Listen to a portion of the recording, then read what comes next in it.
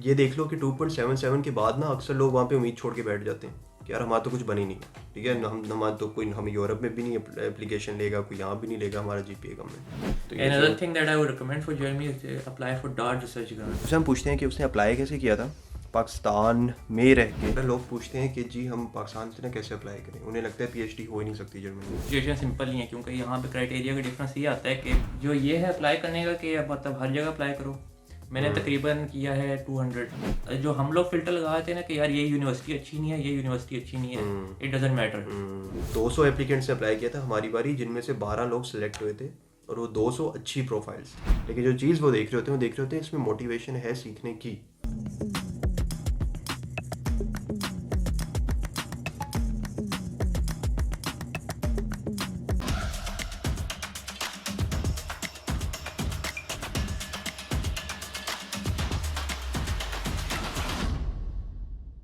अस्सलामुअलैकुम, welcome to another MR podcast.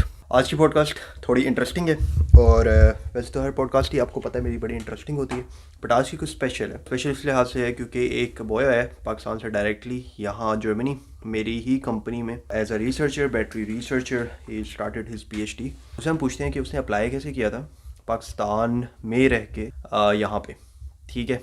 बाकी detail मैं ज़्यादा नहीं बताऊँगा, मैं निकलने लगा बस उसी की तरफ। वो मेरे से सिर्फ 1 मिनट दूर रहता है। मेहनत चेक कर रहे हो, इतना दूर चल के जाऊँगा आपके लिए, तो क्या करना है आपने, press the like button boys.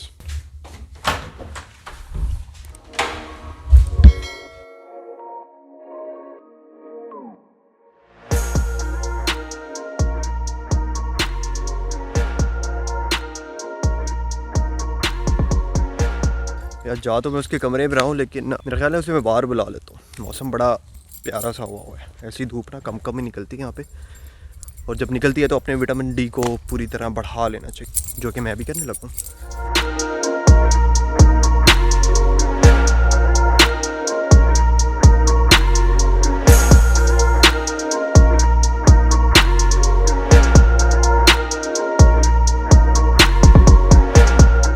ये देखें, अचानक से जो पॉडकास्ट लिया है, कुछ नहीं बताया मैंने अहमद को क्या सीन है, तो बॉय फुल टाइम नेचुरल रहेगा मेरी तरह। अच्छा, तो मैंने बताया था, थोड़ा सा इंट्रोडक्शन दिया था कि अहमद आया है पाकिस्तान से और डायरेक्टली उसने अप्लाई किया यहाँ पीएचडी के लिए। यार लोग पूछते हैं कि जी हम पाकिस्तान से ना कैसे अप्लाई करें, उन्हें लगता है पीएचडी हो ही नहीं सकती जर्मनी में या फिर यूरोप में, पाकिस्तान में बैठे हुए।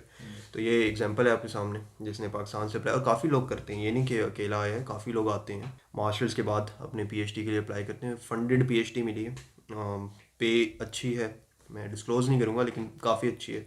सीन कुछ ये है कि पाकिस्तान से जब आप यहाँ पे अप्लाई करते हो तो डिफरेंट मेथड होते हैं पीएचडी के, ठीक है। तुमने भी जिस तरह अप्लाई कर रहे हो, किसी ने रिसर्च प्रपोजल मांगा होगा, आप अपना थीसिस, मास्टर थीसिस प्रेजेंट करो, और डिफरेंट क्राइटेरिया होते हैं। दाद स्कॉलरशिप होता है, प्रोफेसर्स के अंडर होता है, डायरेक्ट कंपनीज के अंडर होता है।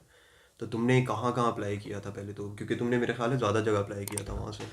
बात ये कि जब पाकिस्तान से अप्लाई करोगे ना तो सिचुएशन सिंपल नहीं है, क्योंकि यहाँ पे क्राइटेरिया का डिफरेंस ये आता है कि पाकिस्तान से जो एप्लीकेंट्स होते हैं उनकी एक तो पहले जब आप शॉर्ट लिस्ट कर रहे होते हैं ये लोग, तो उसमें ज़्यादा प्रेफर ये करते हैं जो बंदा यूरोप से हो, क्योंकि फिर वीज़े का इशू होता है। वीज़े का होता है, जो इसे भी हुआ था वो भी अभी हम डिस्कस करेंगे क्या इशू हुआ था। लेकिन जो ये है अप्लाई करने का कि मतलब हर जगह अप्लाई करो।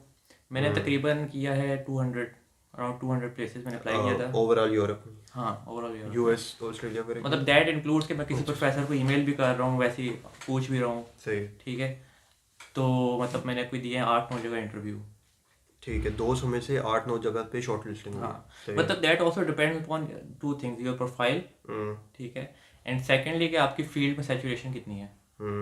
अब ये जो फील्ड है, जो इलेक्ट्रोकेमिस्ट्री है ना, इसमें सैचुरेशन बहुत है, बहुत हो गई है अब, ये अब पहले मतलब, नहीं थी, अब होगी। अब मतलब बंदा कोरिया से भी अप्लाई कर रहा है, चाइना से भी कर रहा है, तो इन टर्म ऑफ पेपर्स वगैरह आप उनसे कम्पीट नहीं कर सकते अगर आप पाकिस्तान से कर रहे हो, क्योंकि they have good quality papers, उनकी रिसर्च फैसिलिटी भी अच्छी होती है ना, वो इक्विपमेंट वगैरह हमारे पास वो है ही नहीं, इतना है ही नहीं पाकिस्तान से अगर आप कर रहे हो तो। पाकिस्तान, इवन इंडिया में भी उतना नहीं है, उस उतने लेवल का। पाकिस्तान से शायद बेहतर हो लेकिन उस लेवल का नहीं है उनके पास भी। तो वहाँ पे करने के लिए ना, मतलब ये कि आपको मतलब अप्लाई हर जगह करो, मतलब ये कि रिजेक्शन बहुत आएंगी तो उसमें डिसहार्ड होने वाली कोई बात नहीं है।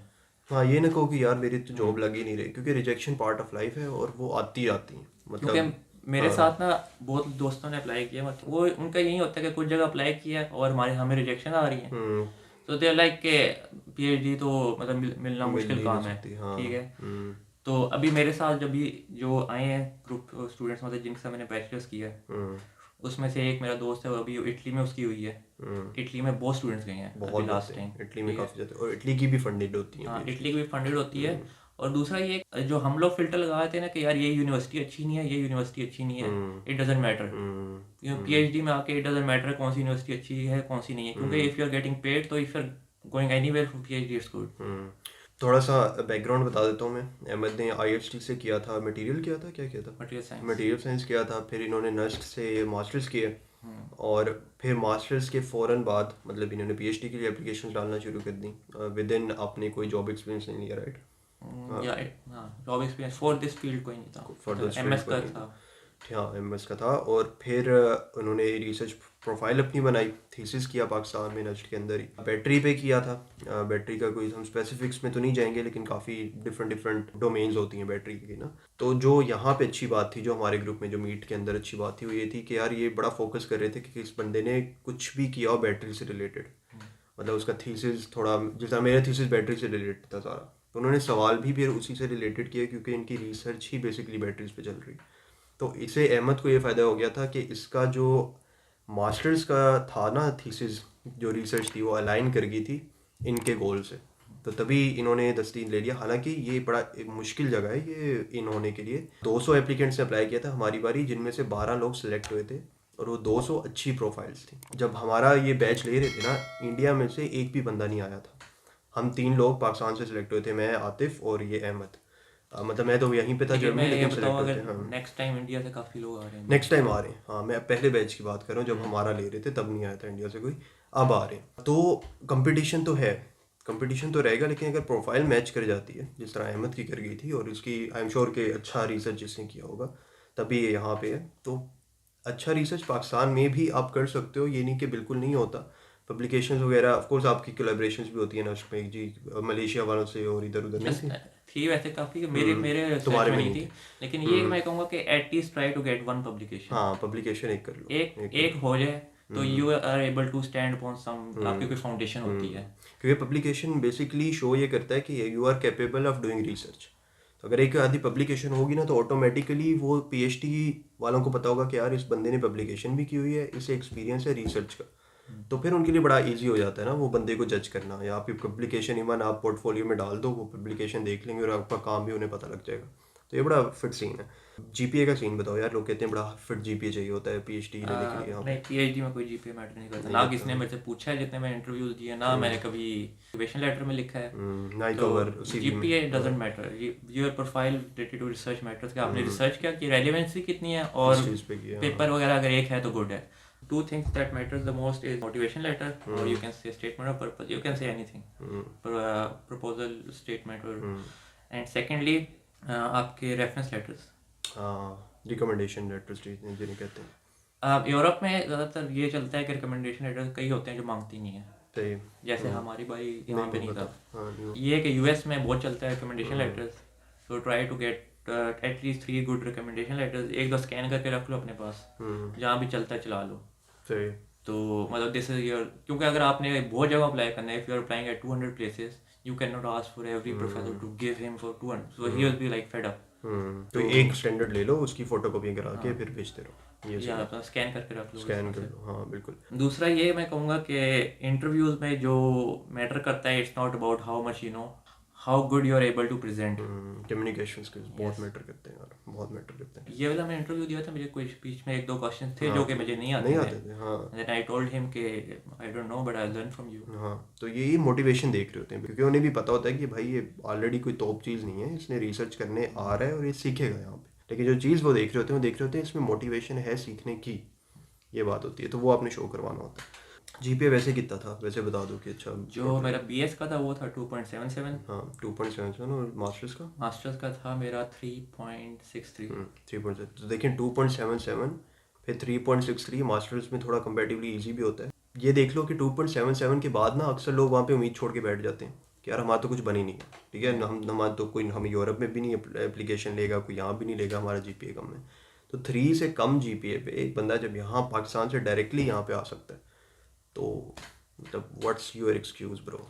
क्या क्या सीन है? ठीक है, अच्छा डिफरेंस क्या लगा था US, कनाडा और जर्मनी में PhD के प्रोसेस में अप्लाई करने में? जो डिफरेंस ये है कि यूरोप का सबसे सिंपल है, यूरोप में सबसे पहले, जर्मनी का सबसे सिंपल है। मतलब इनका एक पोर्टल होता है और आपने एप्लीकेशन वहाँ पे अपलोड करनी होती है या ईमेल करनी होती है, ईमेल करनी होती है, डायरेक्टली प्रोफेसर को इतना कांटेक्ट नहीं करते आप? हाँ, यहाँ पे एडवर्टाइज पोजीशंस होंगी, you have to look through some portals. क्या था वो उसका पढ़ा? एकेडमी या एकेडमी था, योर एक्सेस है एक, हाँ यूरो एक्सेस है बिल्कुल। ठीक है, योर एक्सेस में मेजरली कवर हो जाते हैं। अगर वहाँ पे ग्लास डोर पे भी काफ़ी हो ग्लास डोर पे भी हो जाते हैं। एंड अनदर थिंग कि मैंने जो ये वाली ढूंढी थी ना, ये मुझे ट्विटर से मिली थी। ट्विटर से? हाँ, ट्विटर पे ना यू जस्ट राइट कीवर्ड्स हाँ and then go to the latest option, ठीक है, you just scroll down and just check it after 24 hours again and again and Twitter पे भी, लिंक्डइन पे भी, लिंक्डइन पे same you can do at LinkedIn. तो यहाँ पे ना लाइक अगर किसी प्रोफेसर का पोजीशन है ना, he would just right it on his LinkedIn that I have a position, that thing won't be advertised officially. बिल्कुल। तो ये तो जर्मनी और यूरोप का है मोस्टली। ठीक है, अब जब यूके का आ जाए तो यूके का थोड़ा डिफरेंट सीन है। यूके में आपको प्रॉपर यूनिवर्सिटी के थ्रू अप्लाई करना होता है, फिर उनका प्रोफेसर से कांटेक्ट करते हो? प्रोफेसर से भी कांटेक्ट की उसमें ज़रूरत नहीं है, डायरेक्टली यूनिवर्सिटी के लिए जो रेफरेंस लेटर है वो मोस्टली आपको जर्मनी वगैरह या यूरोप में, इटली में इतने रेफरेंस लेटर्स नहीं मांगते। ठीक है, ठीक जो यूके है उसमें रेफरेंस लेटर्स मांगते हैं, you have to ask your professor. ठीक है, ठीक है, तो जो यूके है उसमें आपके पास मोटिवेशन लेटर, लेकिन यूके का थोड़ा लंबा प्रोसीजर होता है, you have to just wait and apply, and क्योंकि उनका ओपन रहता है। और सो यूके का मोस्टली होता है कि वो फंडेड जो करते हैं वो the person is living in UK और आइदर इन यूरोप। अच्छा, सो उनका बाहर वालों बाहर वाले बहुत कम स्कॉलरशिप है यूके के। सो यूके पाकिस्तान में बैठे क्यों अप्लाई कर रहे थे? स्कॉलरशिप के लिए कर रहे थे? उनके स्कॉलरशिप जैसे कॉमनवेल्थ के हो गए, इस तरह के हो गए, 3-4 हैं। सही।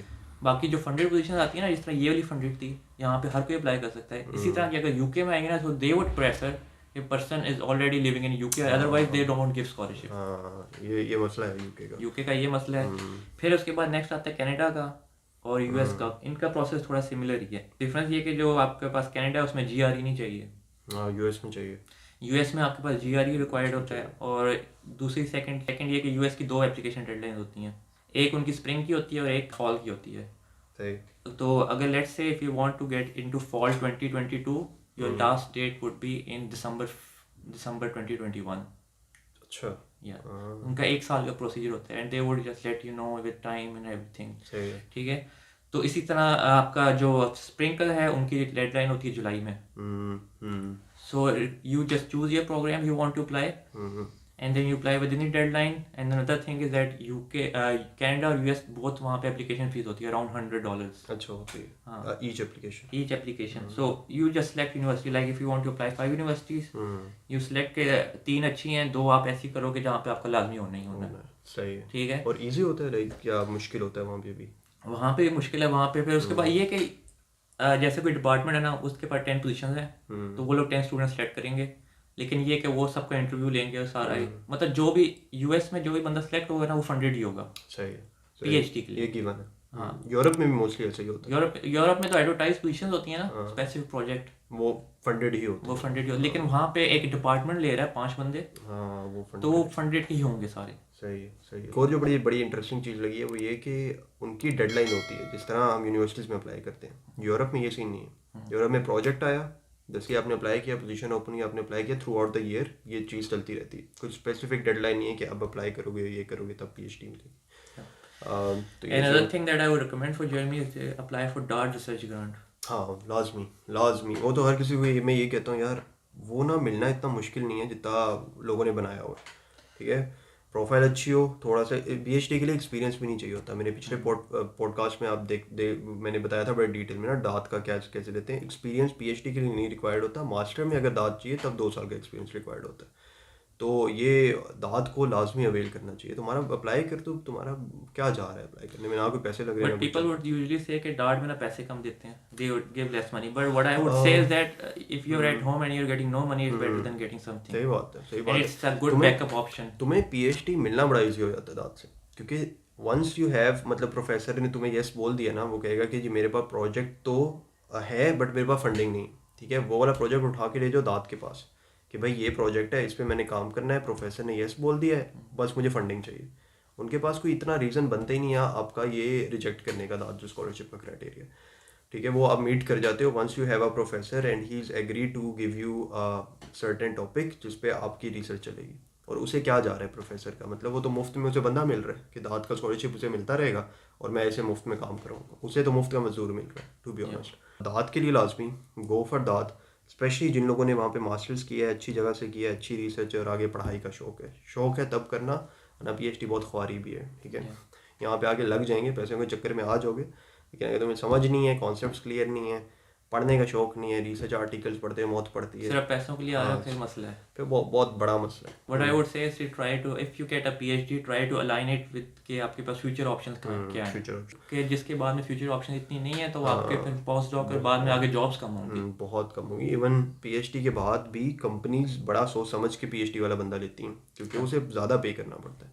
तो ये अगर तो टीचिंग साइड पे जाना है, इस पे जाना है, तब फिर आपको पोस्ट डॉक भी करना होगा कि ज़्यादा आपका पढ़ाई फोकस्ड हो जाएगा ना, एरिया जो सारा है। Also what I would say is कि if someone is who is listening to this and he is a bachelor student, तो आप अपनी MS की रिसर्च इस तरह लाइन करो कि आपके PhD और आगे फ्यूचर के लिए में काम है। जिस तरह अगर PhD बैटरीज में करनी है तो मास्टर्स में ही ऐसे सब्जेक्ट पढ़ो कि आपके वो मैच कर जाएं PhD की जो आपकी रिसर्च गोल है उससे, क्योंकि बैटरी पे बहुत ज़्यादा प्रोजेक्ट्स आ रहे हैं आजकल कि हम सारे बैटरी के बंदे हैं, तो हम आपको बता सकते हैं। जस्ट अगर आप इलेक्ट्रोकेमिस्ट्री में आ जाते हो, इलेक्ट्रोकेमिस्ट्री बहुत ह्यूज ब्रांच है, इलेक्ट्रोलाइजर्स आ गए, बहुत लंबी चौड़ी, लेकिन थोड़ी मुश्किल भी है। अगर आपको केमिस्ट्री इतनी अच्छी नहीं लगती ना तो मसले आ सकते हैं आपको, क्योंकि बड़ा डिटेल इन डेप्थ जाते हैं हम लोग चीज़ों के ना, तो वो ज़रा ध्यान से सोच समझ के, डरा नहीं रहे, बस बता रहे हैं, ठीक है। ये सीन था PhD का, how you can apply a PhD from Pakistan in through out the world basically. इन्होंने जर्मनी चूज़ किया, कहीं और हुई थी जहाँ पे आपने अप्लाई किया था? नहीं, इंटरव्यूज़ हुए हैं काफ़ी जगह पे, लेकिन नहीं हुई थी। ठीक है, आपको अगले पॉडकास्ट में मिलते हैं। अगले पॉडकास्ट में हम बड़ा इंपॉर्टेंट मसला डिस्कस करेंगे, वीज़े का मसला है जो सबसे ज़्यादा इस बॉय ने फेस किया है वो हम डिस्कस करेंगे, ठीक है। ओके जी, see you in the next podcast. Like, subscribe, share the video. अल्लाह हाफिज़।